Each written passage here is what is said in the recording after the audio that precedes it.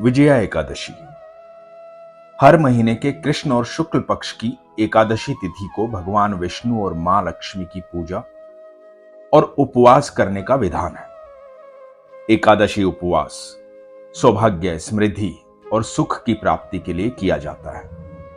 कहा जाता है कि लंका पर चढ़ाई से पहले श्री राम ने भी विजया एकादशी का उपवास किया था, जिसके कारण उन्हें विजय प्राप्ति का वरदान मिला और रावण हार गया।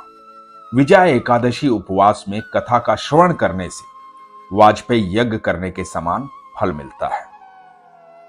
आइए सुनते हैं विजया एकादशी की कथा। विजया एकादशी की कथा के अनुसार त्रेता युग में मर्यादा पुरुषोत्तम श्री रामचंद्र जी को जब 14 वर्ष का वनवास हो गया, तब वे श्री लक्ष्मण तथा सीता जी सहित पंचवटी में निवास करने लगे।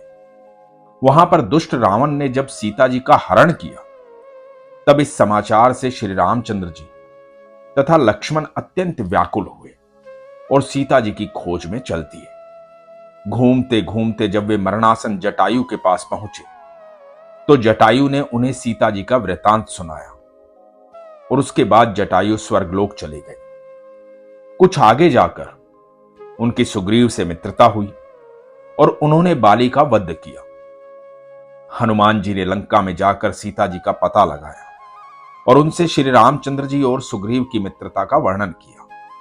वहां से लौटकर हनुमान जी ने भगवान राम के पास आकर सब समाचार बताए। श्री रामचंद्र जी ने वानर सेना सहित सुग्रीव की संपत्ति से लंका को प्रस्थान किया। जब श्री रामचंद्र जी समुद्र के किनारे पहुंचे, तब उन्होंने मगरमच्छ आदि से युक्त उस अगाध समुद्र को देखकर लक्ष्मण जी से कहा कि इस समुद्र को हम किस प्रकार पार करेंगे। श्री लक्ष्मण जी ने कहा, हे पुराण पुरुषोत्तम, आप आदि पुरुष हैं, सब कुछ जानते हैं।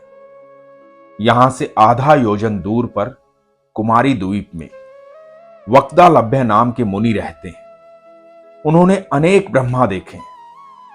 आप उनके पास जाकर इसका उपाय पूछिए। लक्ष्मण जी के इस प्रकार के वचन सुनकर श्री रामचंद्र जी वक्दालभ्य ऋषि के पास गए और उनको जाकर के प्रणाम किया।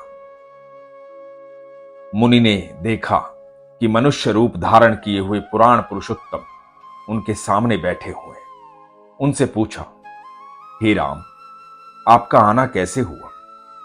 रामचंद्र जी कहने लगे, हे ऋषि, मैं अपनी सेना सहित यहां आया हूं और राक्षसों को जीतने के लिए लंका जा रहा हूं। आप कृपा करके समुद्र पार करने का कोई उपाय बतलाइए। मैं इसी कारण आपके पास आया हूं। वक्दालभ्य ऋषि बोले कि हे राम, फाल्गुन मास के कृष्ण पक्ष की एकादशी का उत्तम उपवास करने से निश्चय ही आपकी विजय होगी। साथ ही आप समुद्र पार भी कर पाएंगे। हे राम, यदि आप इस उपवास को सेनापतियों सहित करोगे तो आपकी विजय निश्चित है। अतः हे राजन, जो कोई मनुष्य विधि पूर्वक इस उपवास को करेगा, दोनों लोकों में उसकी विजय अवश्य होगी। श्री ब्रह्मा जी ने नारद जी से कहा, हे पुत्र, जो कोई इस उपवास के महात्म्य को पढ़ता है या सुनता है, उसको वाजपेयी यज्ञ का फल प्राप्त होता है।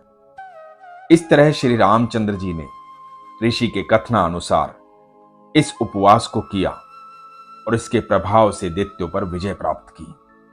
हरे कृष्ण।